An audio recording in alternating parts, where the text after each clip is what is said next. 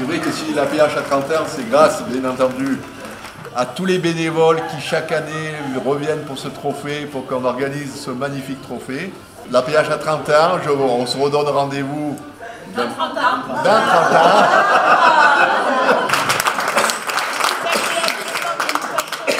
Bah, ça fait donc la 27e année. C'est-à-dire l'association avait pour but de créer des événements sportifs dans le milieu du hockey. Le premier événement qu'on avait créé, c'était en senior, à l'époque en 89, avec le trophée des champions seniors qu'on avait organisé à Gap. Et il y avait toute l'équipe de France, il y avait tous les meilleurs joueurs français qui venaient.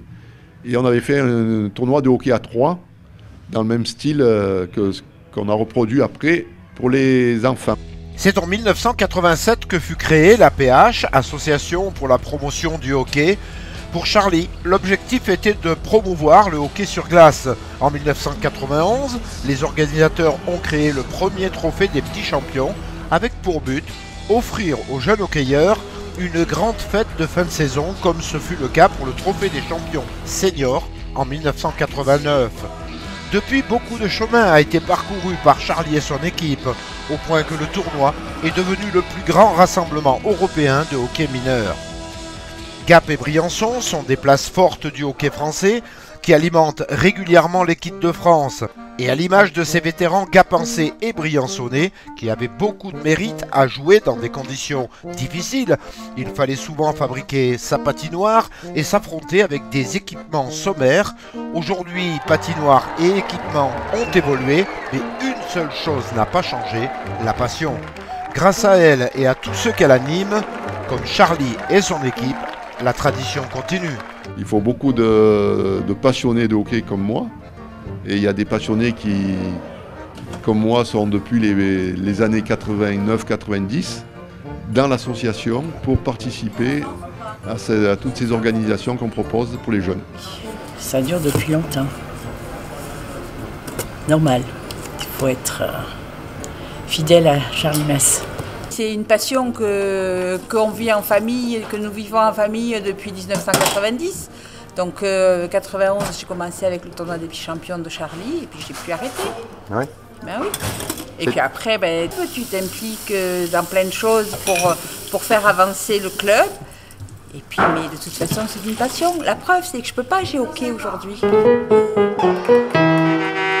Et il en faut des passionnés et des bénévoles, car le trophée en chiffres, c'est 96 équipes engagées, soit 1000 joueurs, et autant d'accompagnateurs, coachs et parents. 480 matchs joués en 3 jours, et ce, sur 3 patinoires, Gap, Briançon et Orsières-Merlette 1850. C'est 120 organisateurs et bénévoles, avec 2000 repas à chaque service. À Gap, cafétéria Juline, à Briançon, centre de préparation d'altitude, et le restaurant La Luge à Orsières-Merlette. 3000 programmes distribués. Évidemment, tout cela ne serait possible sans l'aide de la région, du département, des villes de Gap, Briançon et Orsières-Merlette, les médias, d'ici TV, d'ici Radio, le Dauphiné libéré, Alpes 1, la Provence, et bien sûr, tous les partenaires et annonceurs, sans qui cette grande fête du hockey mineur ne pourrait exister, comme Bauer par exemple, numéro 1 en Europe, de tout le matériel et équipement de hockey, représenté ici par Promoglace. Ça doit faire 2-3 ans qu'ils sont sur ce stand-là et moi c'est ma première année en tant que bénévole ici. Bon, ça se passe plutôt bien, on est un peu bondé là le matin, mais là c'est un peu plutôt calme là cet après-midi, mais c'est assez compliqué à gérer. Vendredi 14 avril, la tension monte d'un cran pour les bénévoles de l'APH qui vont prendre possession des 3 patinoires pour installer bar, boutique, accueil, vestiaire. C'est le jour J, le début de ce grand rassemblement. Alors ce sont des dizaines de cartons, goûters, pancartes, trophées, médailles, t-shirts, programmes et autres accessoires pour le trophée. Pour Christian et son équipe, tout doit être prêt dans l'après-midi pour accueillir les premiers petits champions et leurs accompagnateurs. Alors on s'active sans rien oublier. Faut pas oublier le trophée, hein. Ouais, oublie-le pas le trophée parce que... Où c'est que tu peux le mettre? Depuis 27 ans, toute l'équipe organisatrice est rompue à cet exercice. Mais tous savent aussi que quand la routine s'installe, on se laisse très vite déborder. Alors tout le monde est à la tâche avec pour seul but que ce merveilleux tournoi se déroule de la plus belle des manières, afin que les enfants, coachs, parents en garde un formidable souvenir. Car si le succès de cette grande fête du hockey ne se dément pas, c'est grâce à cette organisation parfaite pour que ces 3 jours restent un grand moment pour le sport que tous ces enfants ont choisi. Bon Martine, c'est presque fini là, ça y est. Presque. Ouais. Oui, la mise en place. Oh. On continue demain matin de toute façon. On vient de bonne heure demain matin et on continuera. Pour Christian, responsable des bars, tout est prêt. Il est content de son équipe, même s'il est un peu taquin avec eux quelquefois. Normalement, ça doit être tout bon. Ouais. On va voir par la suite. Ouais. Tout le monde est présent. Ouais, ils sont pas vaillants, mais bon, ça peut aller. On s'en tire bien. On est rodés. Pour Jean-Claude Rave, coordinateur pour Gap, c'est une équipe solidaire, bien soudée, une manière de gérer, anticiper et régler tous les problèmes possibles. Il y a beaucoup de jeunes, mais il y a beaucoup de personnes autour. On est une bonne équipe, on est rodés. Il y a plusieurs années qu'on s'occupe de ce trophée. Et en principe, à part, il y a toujours le petit hic, le petit problème, mais c'est là que l'équipe réagit et dans l'ensemble, ça se passe toujours très bien. Chaque coordinateur doit avoir l'œil partout. Pour Bernard Rouillard, un habitué aussi de ce tournoi en poste à Briançon, tout est réglé comme le papier à musique. Accueil, vestiaire, repas, mais aussi le dialogue avec les coachs, sans oublier la carte tourisme que les Hautes-Alpes ont à jouer. Voilà. Donc je m'occupe de Briançon. C'est un gros volume, hein, c'est 32 équipes, équipes françaises, suisses et italiennes. 32 équipes, il faut pouvoir les mettre dans tous les vestiaires pour que chaque équipe puisse avoir un petit emplacement. Après il y a les repas aussi, les repas c'est 415 repas par service. Ça commence le samedi soir jusqu'au lundi midi. Donc au centre de préparation d'altitude de Briançon où là on va nourrir toutes les équipes et les dirigeants. On peut se rendre compte qu'à Briançon on a la plus petite catégorie, sont les U9.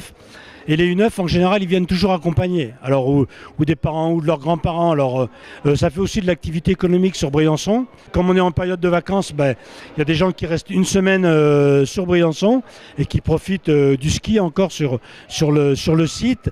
Et puis de visiter Briançon, tous les forts de Vauban qui sont classés au patrimoine mondial de l'UNESCO. Orsières-Merlette 1850, ces pistes de ski sont complexes touristiques avec piscine, bowling, patinoire et bien sûr le trophée des petits champions qui chaque année clôture la saison est devenu pour l'APH et la station une longue et indéfectible coopération. Pour Christiane Barnou, cela fait 27 ans que ça dure, elle se souvient de ses débuts avec émotion. Ah oui, et surtout à Merlette, j'ai toujours fait le trophée à Merlette. Et au départ, il y a 27 ans, on faisait les repas nous-mêmes, c'était super, bonne ambiance. Avant que la patinoire ne brûle, on avait un grand plateau pour on fait un système de self, c'était bien. Pour Philippe Ray, qui est aussi un pionnier de l'APH et coordinateur à Orsières, il faut rester vigilant, c'est une surveillance permanente avec discernement et lucidité, car tout peut arriver. Mais on n'est pas à l'abri d'un incident, d'un accident. Donc on a toujours les yeux bien rivés sur la patinoire et autour de la patinoire pour que justement tout le monde relativise la fête. Et c'est la fête des enfants avant tout. Pour que cette fête soit réussie, l'organisation améliore sans cesse les installations pour le bien-être de tous ces petits champions. Chaque année, je pense qu'on essaye d'innover, on essaye de s'améliorer sur l'organisation. Et c'est vrai que cette année, on a une très très belle patinoire à Orsières-Merlette. On a refait toutes les barrières, on a refait les vitres autour de la patinoire, on a refait toute la sono, on a refait la lumière, on a un grand écran. Nous envisageons d'agrandir les vestiaires du bas, les vestiaires particuliers aux équipes. Et nous allons faire 2 vestiaires en haut. Donc ce qui va agrandir un peu le confort de chaque équipe dans les vestiaires. On est assez fiers quand même de faire ce qu'on fait. Parce que chaque année, on est quand même assez stressé. On ne sait pas toujours si ça va fonctionner. Et quand arrive le premier jour et qu'on met le palais sur la glace et qu'on voit que tout est à peu près en place, on se dit là ça devrait être bon.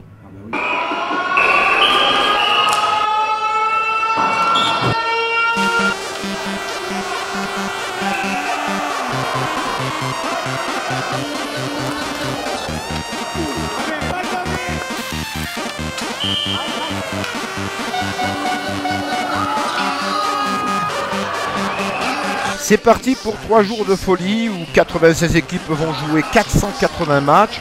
Ces matchs se jouent sur un tiers de patinoire, 3 matchs simultanément. Il faut au total 30 arbitres qui officient sur les 3 patinoires, avec un responsable qui gère les plannings, la surveillance des matchs et prodigue les conseils nécessaires aux arbitres les plus jeunes. Johan Rave, ancien joueur à Gap et cette année champion de France avec Annecy en 2e division, est le responsable des arbitres de Gap. S'il y a but ou pas, et puis ça va le faire. Vous prenez pas la tête. Alors moi j'ai tout d'abord commencé par arbitrer déjà avant d'être responsable.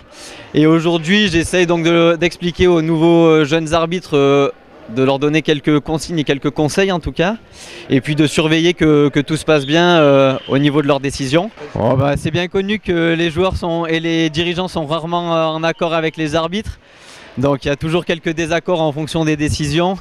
Après voilà, c'est un tournoi pour s'amuser, il faut rester dans cette ambiance-là et essayer de faire en sorte que tout se passe pour le mieux possible. Parmi tous ces jeunes hockeyeurs, il y a des hockeyeuses, comme l'an dernier d'ailleurs, les Power Girls, équipe entièrement féminine, composée de jeunes joueuses françaises, italiennes et suisses. Certaines pratiquent le hockey depuis leur plus jeune âge et sur la glace, elles occupent l'espace et non pas démérité. 7 matchs joués, 3 gagnés, 3 perdus et 1 nul. Lucie Quartro fait partie de cette équipe. Elle a été sélectionnée en équipe de France pour participer au dernier championnat du monde en Hongrie, à Budapest. Pour elle, participer à ce tournoi est cool. On fait de belles rencontres, le tout dans une très bonne organisation. Je suis déçue parce qu'il y a des pénaltys qui ont été tirés, puis du coup on a eu égalité. Un tournoi convivial, je trouve. Oui. Je trouve que c'est un bon tournoi qui est cool, c'est détente, ça trouve des copines. Je trouve ça cool. Je trouve qu'il est bien organisé.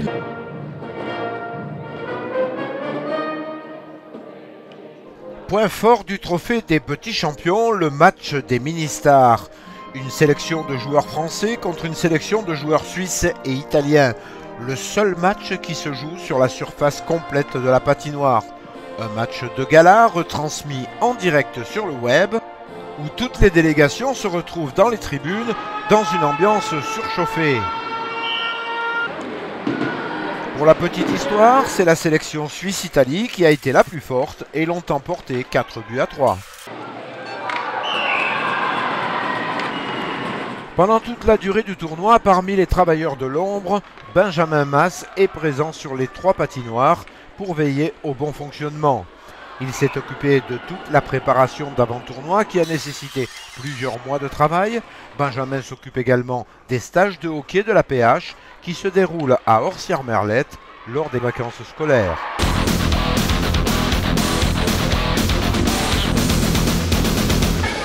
Oui, en partie donc du trophée des petits champions, mais aussi des stages d'été qui ont lieu chaque année, donc au mois de juillet, au mois d'août. Ça demande pas mal de préparation parce que c'est des stages où on reçoit pas mal de licenciés qui viennent de France, de Belgique, Suisse, Italie, donc ouais, il y a pas mal de travail. Ouais. C'est le grand jour de la finale et on peut le dire, la lutte a été très serrée pour accéder aux phases finales. À noter que les équipes nationales se sont bien comportées. En U9, 6 équipes françaises dans les 10 premiers. En U11, 3 et en U13, 5. En U9 à Briançon, les Rebel Team Bleu de Suisse l'emportent sur les Lionceaux de Lyon devant le Torino Bull pour la 3e place. En U11 à Orsières, ce sont les Gladiators d'Aoste Italie qui s'imposent face à une très belle équipe des Rapaces de Gap qui accroche une belle 2e place devant les Red Bull Team de Suisse. Et en U13 à Gap cette fois, encore les Gladiators d'Aoste qui raflent le trophée pour la 2e année consécutive devant les Rebelles Blancs de Suisse avec une très belle 3e place des Diables Rouges de Briançon. L'organisation ne déplore aucun problème majeur. Tout s'est passé dans la joie, la bonne humeur et la sportivité exemplaire qu'ont inculqué à ce tournoi les membres de l'APH. La remise des prix suit un protocole précis. Charlie et chaque bénévole ont le privilège de remettre un prix.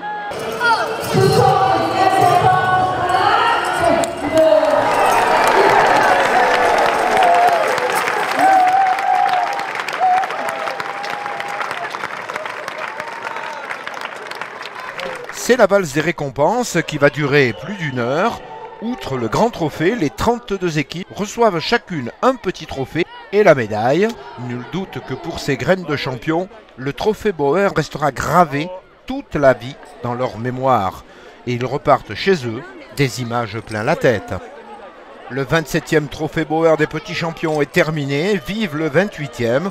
En attendant, la patinoire retrouve son calme, les lumières s'éteignent. Rendez-vous en 2018.